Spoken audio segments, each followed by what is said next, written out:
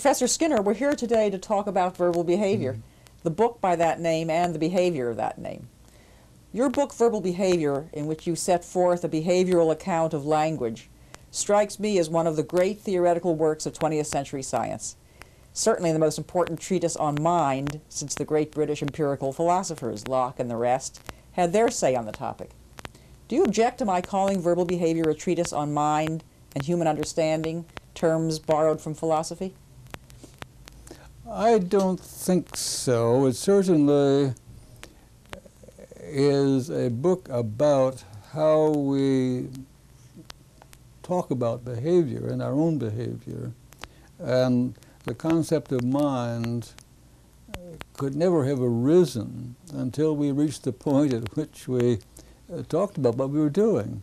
As I can't imagine that pre-verbal human organisms or any other species in the world ever asked itself, why did I do that? You do things, and if successful, you do them again. If not, you don't do them again, and so on. But under what conditions could you ever say to yourself, why did I do that? It's got to be verbal. You've got to start talking about yourself and others.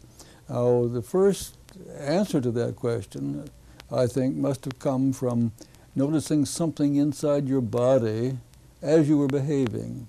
Oh, I must have done that because of the way I felt.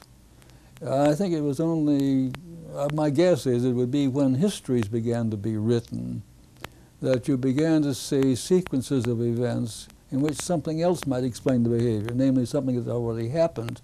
And that would explain the feelings that you have, what you're feeling in your body, and hence the behavior. But I think it's only because we do talk about behavior that we understand what we call our mind. And that means that verbal behavior must have come before we had a mind, if there is such a thing, before we spoke about how we feel, why we did things, what our states of mind were, what our thoughts were, and so on. Those are verbal constructs. Mm-hmm. But behavior is quite something else. It's what we do in the world as a result of genetic and personal history, what has happened to the species and what has happened to us as individuals. Well, near the end of verbal behavior, you have the statement, which I found startling the first dozen times I read it. I'm paraphrasing, but it goes something like, thinking is behaving, as though they were really just two names for the same process. Yes. What do you mean by that? Well, I am what the philosophers would call a monist, in the sense that I believe that I am nothing but a member of a particular evolved species, and nothing of any other kind of thing exists in me. I've got to explain everything I do in terms of what will eventually come down to biochemical changes, and the people in the nervous system will get on to those better. But up to beyond that, I can only suppose that I do things in the sense of acting upon the world, and only when that world has certain features at a given time because of what has happened to me. Now, if I see you, I'm just seeing you but not doing anything more. I've just stopped talking for a bit and I'll just sit there seeing you. Well, what is that except what is happening in my head when you are stimulating my eyes in a particular way? Now, if I were studying you as a pure sensation, a spot of red or something like that, I would probably trace it to genetics, what is going on in the eye that leads me to see red. But since you're very much more than that, I would have to explain what I now see in terms of what has happened to me in the past many hundreds of times as I've talked with you. That is the difference between perception and a sensation. But it's all still what I am doing because of my genetic endowment, my eyes, and nerve systems, and so on, and my past history. Now, I can close my eyes, and I'm still seeing you. I'm not doing it very well. I do it much better with my eyes open, but I still do it. And what I am doing is what I am doing with my eyes open. It's the same activity in my nervous system. I have no information about that. And a long time in the future, the physiologist will have a very clear picture of what it is. But it is something that I do, and I've done it because it was very important for a member of a species in the past to see things and get out of the way or eat them up, whatever the case was. And therefore, for individuals to do the same things, thanks to a different process of selection, namely operant conditioning. It's part of my activity, and in the very broadest sense, that is what behaving is, doing what I am doing. Well, a common view in psychology, not our view, I think, is that the true subject matter of psychology is some inner process of thought that lies behind behavior. And behavior is often thought of as a mere symptom, almost a trivial byproduct of this inner thinking process. What do you make then of that inner-outer distinction? Well, I think the reason that we now question the inner thing, the reason there's been a behavioristic revolution, is that we now know more about the behavior. Up until 1913, at least, no one seriously said that you can forget about these internal things and look at the behavior. But that was only possible because people had begun to study behavior. Now, behaviorism didn't amount to much for 25 years because we didn't know much about it, about what people do. The rats ran through mazes and dogs salivated the bells and whatnot. But there was no real science of the behavioral antecedents of behavior, of the environmental antecedents of behavior. Once they had been discovered and very carefully worked out, there was something else to explain what we do in addition to what we're feeling. And then you realize that once you have a science of behavior which establishes the role of the environment, two sciences really, ethology, the role of natural selection, and experimental analysis of behavior is the role of the environment of the individual through operant conditioning. Once you have that science, then there's less need to look inside for a cause, and eventually you can simply say there's no need at all, because what is inside is the product of the history. So that what happens is, as I grew up as a baby and a child and an adult, was that my body was slowly changed by contingency to reinforcement. It remained a body produced by natural selection. And that as soon as we understand the environmental sources of what I do all the way along, we don't need to bother about how it feels when I'm doing it. But what philosophers have done for 2,500 years at least is to try to look more and more closely at what they feel or what they see introspectively. And of course, they never have got anywhere. And Plato is still taught today in departments of philosophy, you see, 2,500 years later. And moreover, the cognitive psychology has given up on introspection. The psychology in general has. Do you find a psychologist sitting around observing mental life anymore? No. The cognitive processes are inferences, which you establish by hypotheses and inferences and so on. I don't know of a single psychologist who sits around and watches a stream of consciousness or is a trained observer in the Wundtian tradition, though the behavioristic attack on introspection has been totally successful. Introspection is now out as a process of science. It's still there with philosophy, and they can have it, and they will. But the good philosophers, I would say someone like Bertrand Russell, I think, realizes that you can't get much out of introspection, although it's interesting to look at yourself when you're thinking, but you've got eventually to get back to physical explanation.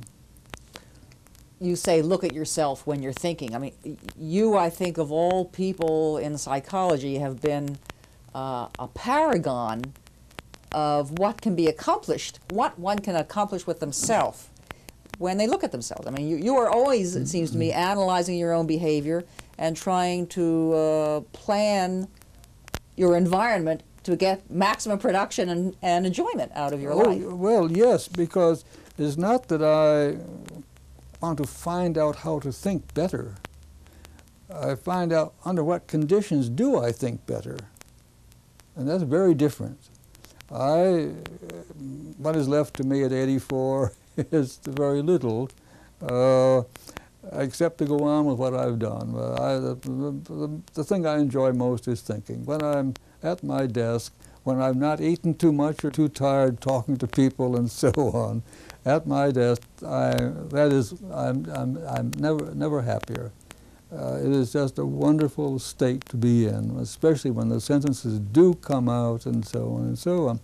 Now, I don't do that by screwing up my courage at the sticking place and think. I arrange my personal history for the preceding 24 hours to get that state. And of course, I have to look at the state. I watch myself. I see myself saying things. This is what I learned to do as a member of a species which specializes in self-observation. And I don't question the importance of this. I would advise therapists to be behavior therapists, not psychotherapists, to change the world in which people live, not their minds or their feelings. But I would say, for heaven's sake, ask people how they feel. Ask people what they're going to do or what their intentions are. That's the best way you can get information about their history. But you're not getting at the initial cause. And I am not changing the initial causes in my behavior. I'm changing the external causes, which cause me to be in a state when I am most productive as a thinker. Well, okay. What do you mean then by thinking? Let's come back to that question of thinking and behaving. What is the kind of thing? What do you mean by the thinking that you do? Well, there's a whole difference between the cognitive idea that when I'm there, I'm retrieving something, retrieving thoughts, like remembering a name. Do you retrieve a name from memory? I don't think so at all.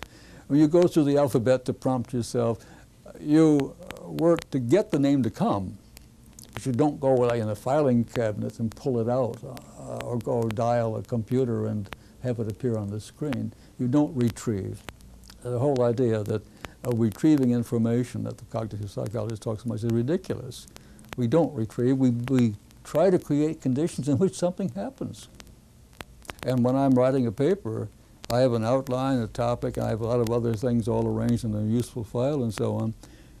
I do everything I can to get that next sentence out. But I don't compose it. I don't search for it. I don't retrieve it from some mess of memories or anything like that. Then are you not responsible for your own thinking? Well, of course not. No, we're not responsible for anything we do, except in the ethical sense that we have been taught by our culture to take steps so that we don't do certain kinds of things. And if we haven't taken those steps, we are held responsible. I would hold them responsible for not teaching us to take them, but that's another matter. In the long run, I think behavior is simply what various complicated biochemical systems do under certain circumstances. And I don't think a biochemical system acts in order to achieve a goal. It acts in certain ways and with a given result. Well, that brings me to another question I wanted to ask you about. About midway through verbal behavior, there is a statement that for me has always summed up one of the book's chief lessons. I'm paraphrasing again, but it roughly goes, the speaker is a locus where variables come together to produce their effect. I don't think anybody else in the world has ever talked about a speaker as a locus. What do you mean by that odd turn of phrase? Well, precisely what I've just said. When I say something, I'm saying it right now. I wouldn't be saying it if I were a chimpanzee. The history of the human species is all here, helping me do this. That's not me, though. I am a product of that. And if anything starts because of my genetics. It starts because of my genetics and not because of me. Now, what I say also is the product of an enormously long history of things I've read, things I've heard, things I've said, things I've done, and so on. They have changed me, changed that genetic endowment in such a way that I am answering your questions in the way I am. But that isn't anything starting within me either. If I had not known about the role of contingencies of reinforcement or natural selection, I would have had to suppose that things originated in me, and that was the case prior to Darwin and behaviorism. But having then seen how selection by consequences will produce the body that I have here when at birth, or slightly before perhaps, and how the process of operant conditioning, which is an evolved process, has changed that body throughout my lifetime so that it behaves this way, there's nothing left in there of a B.F. Skinner saying anything. I am that person saying this now, but I am not originating. I am a place in which a genetic and a personal history have come together to produce what I'm saying. But I am a locus, and I feel no, it doesn't seem to threaten me at all. I don't feel robbed of any dignity by putting it that way. Why do you think so many people do feel robbed? If you tell, I find with undergraduates, if you try to teach the doctrine that you've just been explaining, they resent it, and they feel that their freedom, that their joy in life, their purpose for being has been taken away from them. Well, it all depends on what's taken away. A juvenile delinquent is all too happy to have you say, well, I feel sorry for you, really, you shouldn't be punished because you had a bad background, you grew up in a bad place and so on, and your father neglected you and your mother was off on the town or something. That's why you're a delinquent, and we'll have to forgive you. It's not your fault. But now supposing you're talking to a very good basketball player, and you're saying, you really are very good, but remember, you're 6'7" tall, you had a wonderful coach in high school, you got a scholarship for college, and were able to play, you know, year after year after year, and then you got you're getting a huge salary now and can devote your life to playing. That's why you're a good player. Oh, no, I am a good player. You say, well, you won't say I'm delinquent, but by God, you're not going to be robbed of your reputation as a great player.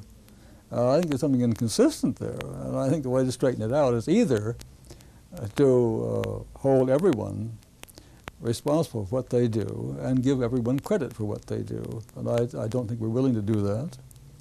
And I would prefer the other, and I think I think it's good to be proud of what you've done. It's good to be ashamed of what you've done. These are cultural practices which have got you to do things. I would praise people, even though I don't think what I'm praising is anything more than something that will be changed by my praise. I will be, if you say great, then that's more likely to be done next time. You say, if you say great, then that's more likely to be done next time. You know, almost any school of psychotherapy or behavior therapy or religion or philosophy that I know of emphasizes saying to people, you have choices. Today is the beginning, is the first day of the rest of your life. You have choices. You can choose where you're going to go with your life from here. Do you think that there's any sense in which people do have choices? Well, there are situations in which there are different things that can be done, and one of them will be done, and you call that a choice. Now, you can also do something called decision-making, which is to work on yourself or the setting so that one thing or the other is done. You're stuck between two things, like Balaam's ass, and you've got to do something to do one or the other, or you'll die.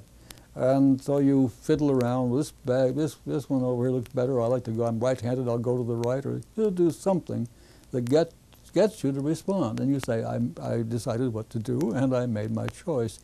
But these are entirely determined by environmental events. So the correlate of what you're saying, though, is that people don't want to injure a belief in choice, and so they turn to ineffective methods.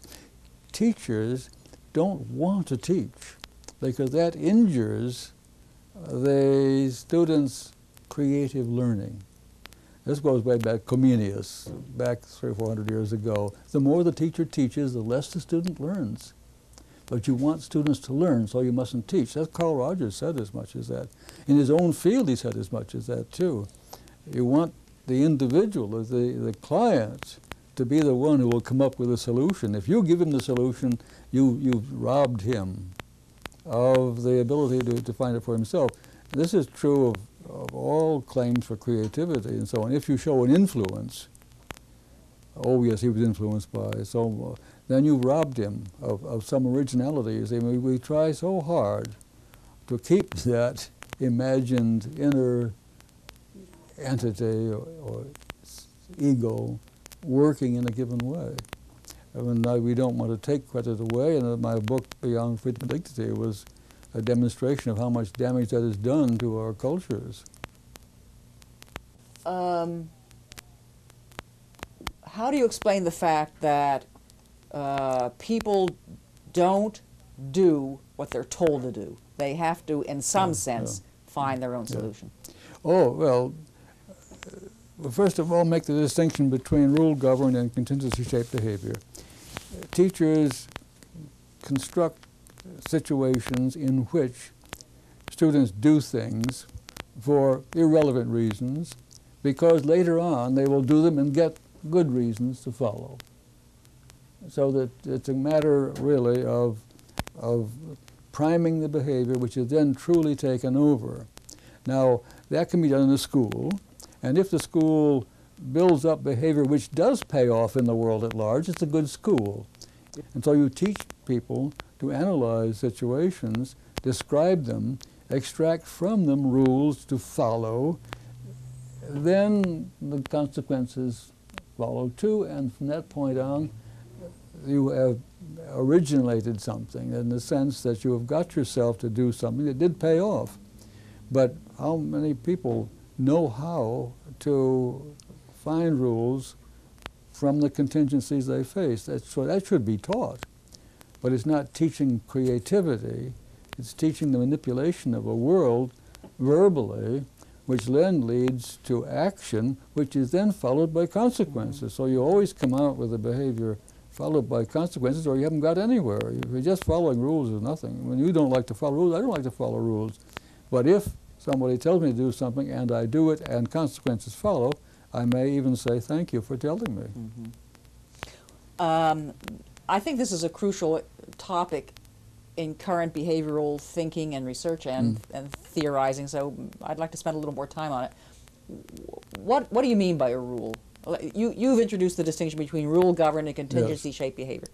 Once you can talk about behavior, or talk about the world, you can help other people come into effective contact with the world. And with the origin of verbal behavior in the human species only, enormous advances were made because it was no longer up to the individual to learn everything through what happens to him as an individual or her. And you get then a culture forming which primes behavior, models behavior, gets the behavior out so that things can happen that have happened in the first place only rarely to one person and now happen to everyone. Somebody first discovered something about something. That would have been the end, and it might have been a very difficult contingency that taught it. If it hadn't been put down and transferred as a rule in texts or passed down by rules verbally and so on, what has happened to our what is called a culture is that there has evolved an enormous source of rules which, if you follow, will lead you to do things that will be reinforced. Science does that too. Science is nothing but a complex set of rules of action. Governments have rules which get you to do what they won't punish you for doing. Religions have rules of the same kinds of things. In business, you've got all of the prices and all of these kinds of things, which are agreements, verbal agreements as to what is going to happen, what you will get if you pay so much, and so on. It's all rule-governed behavior. And cognitive psychologists have taken it over now. They study how people follow rules, but not with the contingencies showing. But you only follow rules for good reasons. That would be that you have to be, your behavior of following rules must have been reinforced somehow or other. And that gets you into a difference between the behavior which is contingency shaped, and that's the real behavior. That's when you're doing things because consequences have followed when you've done it. And following rules, which is temporary. You follow the rule, and then the consequences follow when you're there. If you come to Cambridge, say, I like good Italian food, and I say, well, go to Luigi's, very good food. That's advice, that's a rule. It's a description of what will happen if you go to Luigi's. You go and get good food, and from that point on, if you go again, it's not because of the rule at all, it's because of the food you got. And that's all of science is that somebody discovers that you do it this way and something will happen. Very unusual, very rare contingencies, but accidental. But after that, it's no longer accidental. Now you do it because of the rules.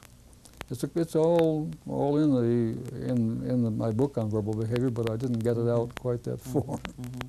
I think you've also talked about it at other times.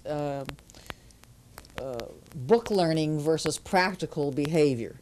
Yes, well, there's an old distinction between knowledge by description and knowledge by experience. That's it.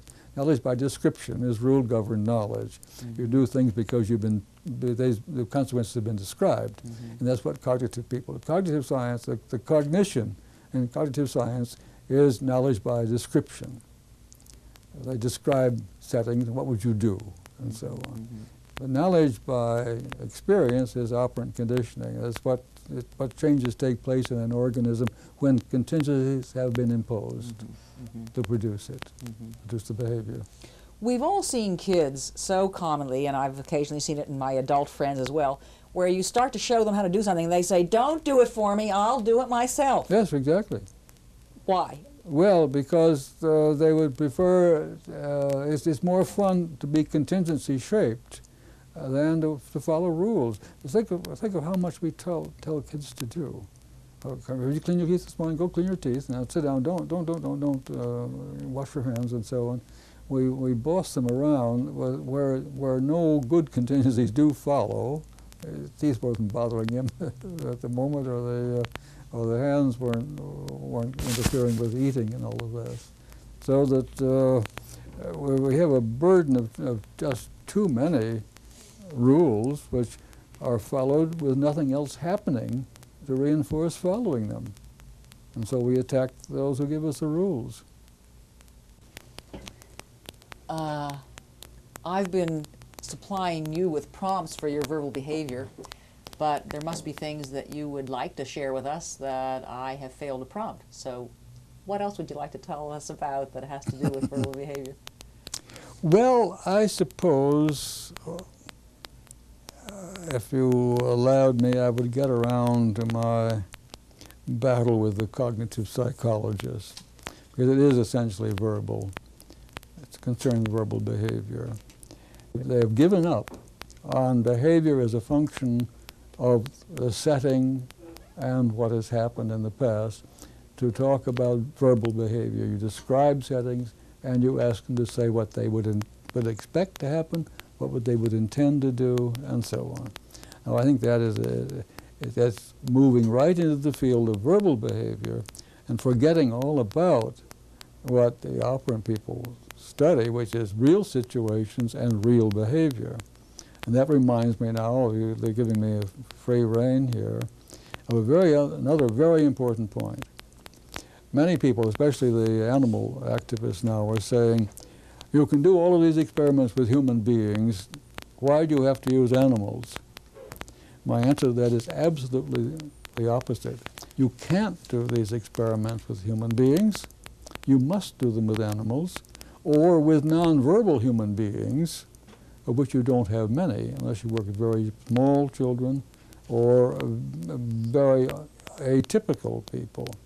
And the reason is a situation in which people find themselves. And what happens then is that they analyze the situations and begin to say something about it. And they may give themselves rules to follow.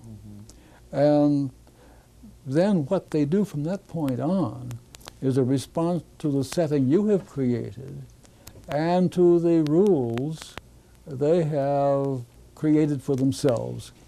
So that the only research on human subjects that I think feasible is precisely that point of what people do in analyzing situations and giving themselves rules which modify their contingency-shaped behavior. And I think it's all the basic behavioral processes are all available in the animal laboratory, all of them. And let's say I've used nothing but those processes in my book on verbal behavior. That is where you study it. That is where you study how the brain works, if you want to put it that way, or how the organism as a whole works, as I want to put it. And given that, you can then interpret what's going on in daily life, both in terms of the contingencies which prevail as such, or the contingencies which generate verbal behavior and responses to the products of verbal behavior.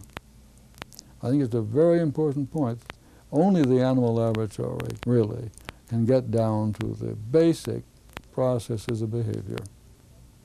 The basic process I put that true, and I would say that was true of perception, too. I think the work that's been done, Herrnstein's work on pattern discrimination, and what he calls concept formation, I wouldn't call it that. I think the concept's in the apparatus, not in the pigeon. But that is a much more precise study of how behavior is brought under the control of stimuli than to bring people into a setting and try to convert them into, as the old Wundtians did, into the skilled observer who didn't take the stimulus into account. That was a stimulus error. If you take what you remember about stimuli, you'll spoil the research. Of course, the perception people came along and did that too, and what you perceive, the way you perceive something is not the way it is, but the way it seems to you, and all that means is not the way it is, but the way it is plus all of this happened to you in similar situations throughout your life. That is why you respond to it as a perception instead of, but I think you only can get back to the basic processes only with nonverbal organisms. And that's basic in the sense of not contaminated by... Not being contaminated by talking about it or having been influenced by what was said to you and so on. But you're not suggesting that it isn't worthwhile once you understand the basic processes, or as you're studying the basic processes, it's worthwhile to also study how people make use of verbal behavior. Oh, well, you teach verbal behavior, yes, and you teach them to follow instructions, you teach them to respond to descriptions of contingencies. We do this with children all the time. And we could do it much better than we do in schools if we recognize the nature of the problem.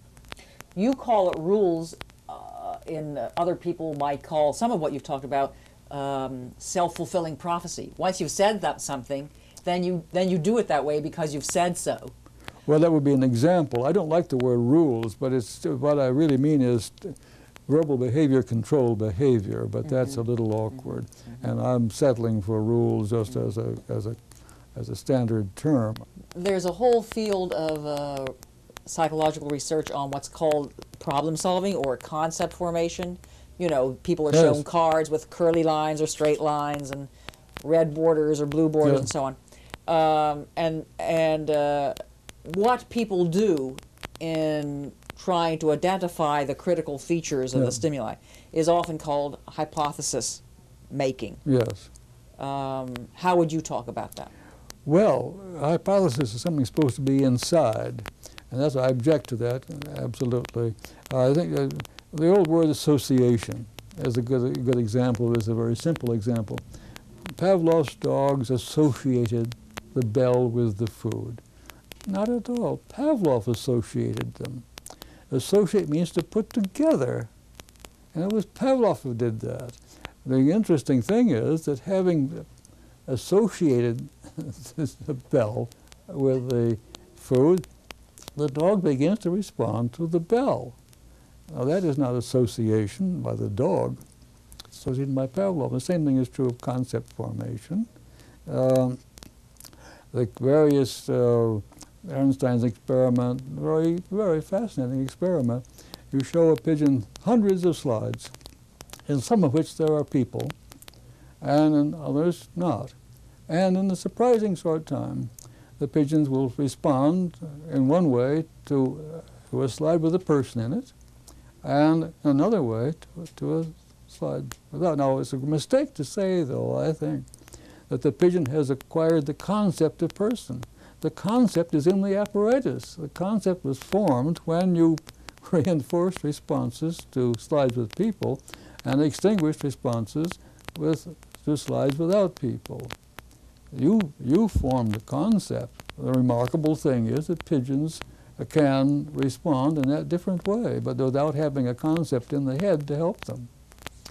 Well, is that true of people as well then? I mean, in what sense, when should we apply the word concept? When can we say, if ever, that people have concepts or that a pigeon has a concept? Yeah. Well, concept is the process, is the product of conception. And that is a metaphor that is really relevant here. Something is supposed to have happened in you for the first time. And it's like all mentalistic concepts. There are environmental explanations which take over the origination of something inside. It was the environment, it was the contingencies of reinforcement which led to the behavior. And a concept is something we make up as a name for the change in us, which, as a result of which we now behave in a different way. You see, we don't store memories, we simply are changed organisms. We don't acquire concepts, we are changed organisms. The pigeon that will respond to people and not to people is a changed pigeon. And we've changed it by differential reinforcement with respect to visual presentations. It's there is, of course, a change that will eventually be discovered by brain scientists 100 years from now, perhaps, when they get to that fineness of control. And that I leave it to them. I believe in brain science. I don't believe in philosophy or concept formation. I guess I'm still curious to pursue thinking a little more. I have two questions. Is there a difference between verbal thinking and nonverbal thinking?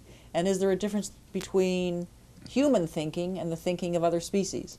Well, since I have no way of knowing about the thinking of other species as something they observe, and I can both observe what I do and also what I am thinking at the time, I'm not quite sure how that could be answered. However, I would distinguish between the way I am thinking when I am inventing a piece of apparatus as a gadget, and I do things without actually doing them. In a sense, I almost always as visualizing the consequences of doing. I see myself putting things together in certain ways and seeing whether that's square and whether this is likely to move without hitting this and so on. And all of that is perceptual behavior, which is very hard to make people understand as behavior. But it is what I would do if I had the pieces there, and what I would see if I saw if I were doing it with the pieces. And of course, I can't do it as well without the pieces. That's why I would eventually get around to making a model to see whether it works or not. I invented a very complex machine, the teaching machine, in the middle 50s. It's now in the Smithsonian. It is full of gadgetry of all kinds. I drew all of the parts for the construction of that one summer in Maine with nothing but squared paper available. Every single part in there, dimensions, exact specifications, and so on. It took a machinist a full year to make the parts and put them together. With very slight adjustments, it worked. Now, that's the thing, I love doing that. If I had had a shop on Monhegan, a machine shop working with metal and so on, I would have made it instead of drawing lines and visualizing the parts. But I was doing things in both cases. The fact that nobody could see me when I was just drawing lines and they couldn't see what I was seeing, these drawings didn't look at all like the parts when they were finally made. Nevertheless, it was a kind of behavior. Behavior I've always enjoyed doing and done well enough so I get a lot of reinforcement out of it. Some people might find it impossible to do, I dare say. But there are lots of things I can't do too. I can't think music except when I'm hearing it. I discovered that I used to play piano and I had an electric organ too. But I couldn't read Mozart's sonata and hear it. Like sit down and play it and hear it. But I discovered that if I turned off the sound of my electric organ and played it, I could hear it. Oh, really? The movement of my hands brought me auditory behavior that worked very well. Well, you can imagine then how in a professional musician the behavior could be shaped of looking at the notes on the printed page and hearing the music. Oh, yes, or how, because Beethoven wrote the Ninth Symphony totally deaf. He never heard it. And he may have heard some deep vibrations of some kind, but yet he composed it, I'm sure, but it was hearing it as he composed it. But he never heard it through his ears. Mm-hmm. You describe with great delight the way your enjoyment at working with your hands in a shop. I think there are psychologists who would say that shows up in your particular science of behavior, that it has a kind of mechanical flavor. Do you think that your own personal enjoyment at gadgetry and making practical things that work, and that had to have preceded your ever coming into psychology, did that influence the way the science of operant behavior developed? Well, it influenced the way research was carried out because I could throw an apparatus together within very little time. If it wasn't working, I could change it. If I ran into something else, I could scrap it and build something else quickly and so on. So I didn't have to call in a machinist and have him do something so I could do some research. And certainly all of that early stuff was just junk that I put together with an extraordinary number of lucky accidents as a result. The most obvious one, I made a dispenser of food pellets for a rat by taking an old disc of food I found in a junk pile, a circular piece of wood, and drilled holes, and I arranged it so this would step along and drop one piece out every time. It just happened there was a spindle on that piece of wood, and I left it on. And then it occurred to me after I began to get records of how fast the animal was working for food, with marks like this, and it occurred to me if I put a string around that spindle, I could have the pen drop and get a curve. Well, now that is extraordinary luck, because it is the curve from which the slope is a measure of probability or rate of responding. It proved to be so, certainly in my own thinking, very important. So that's gadgetry. It is due to my building things. If I were sitting around, like Wittgenstein's, playing with words or whatever he played with, it would be a very different thing, of course. Wittgenstein did say at one point, you know, that it will take some animal research to answer these questions. I value that. things I saw. And build old woes, new whale, my dear time's waste. Then can I... When you were saying that